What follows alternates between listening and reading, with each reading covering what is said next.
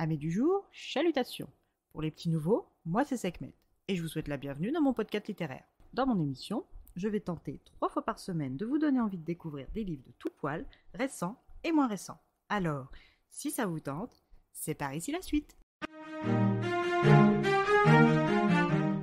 Aujourd'hui, je vais vous présenter la seconde enquête des Sœurs Brontë, Les Os du Diable de Bella Ellis, publiée aux éditions Hauteville. Dans cette nouvelle enquête des Sœurs Brontë, nous retrouvons Charlotte en 1852. Elle est la dernière survivante du clan Brontë et elle se remémore son passé dans le presbytère familial de Haworth dans le Yorkshire, auprès de ses sœurs Anne, Emily et de son frère Branwell. Lors d'une balade, elle passe devant une vieille maison abandonnée qui lui fait remonter le temps 5 ans en arrière. Cette demeure en ruine n'est autre que Topwison Hall, la propriété de feu Monsieur Clifton Bradshaw. Charlotte se rappelle ce mois de décembre 1845 comme si c'était hier. À cette époque, le lugubre et violent Monsieur Bradshaw Senior vivait avec son fils Liston, alors âgé de 24 ans. Veuf depuis 12 ans, Clifton a perdu toute humanité avec la perte de Mary, sa bien-aimée, et d'après les rumeurs du village, aurait passé un contrat avec le diable en personne. Cette maison ainsi que ses habitants sont craints dans toute la région. Une nuit orageuse, Liston est réveillé par les hurlements de son père, ivre dans l'entrée. Il descend et retrouve ce dernier en plein duel à l'épée avec une force invisible. Quand Clifton remarque son fils, il décide qu'il est temps d'aller dans l'aile de la maison qu'il a condamnée 12 ans en amont. Les appartements de Mary Bradshaw sont hantés et Clifford et Liston rechignent à y pénétrer,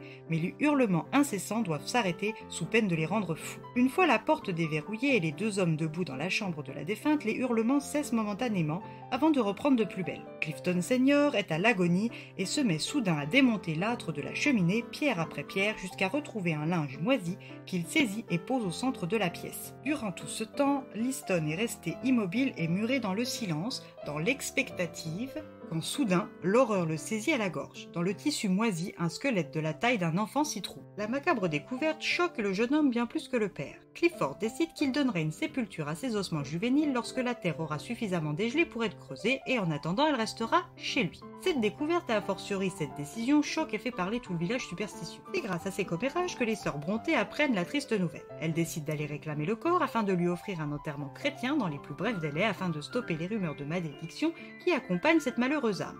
Par chance, Liston est un ami de Branwell et aide la fratrie à voler le corps contre l'accord de Monsieur Bradshaw Senior, bien décidé à être élu l'homme le plus odieux du Yorkshire. Une fois le corps en possession des sœurs, elles veulent découvrir son identité, son âge et les causes de son décès. La veille de la mise en terre, elles examinent donc le corps sous toutes ses coutures et notent leurs observations. Mais pour enquêter sur une mort vieille de 12 ans, il faut inspecter les lieux, ce qui signifie retourner à Topwison Hall où elles ne sont manifestement pas les bienvenues. Ce serait mal connaître la fratrie Brontë que penser que ce motif futile pourrait les dissuader de fouiner. Fortes de leurs précédentes expériences, elles entament leurs recherches, mais où les mèneront-elles cette fois-ci? Alors, êtes-vous prêts à parcourir les Landes en plein hiver pour découvrir l'identité de ce corps?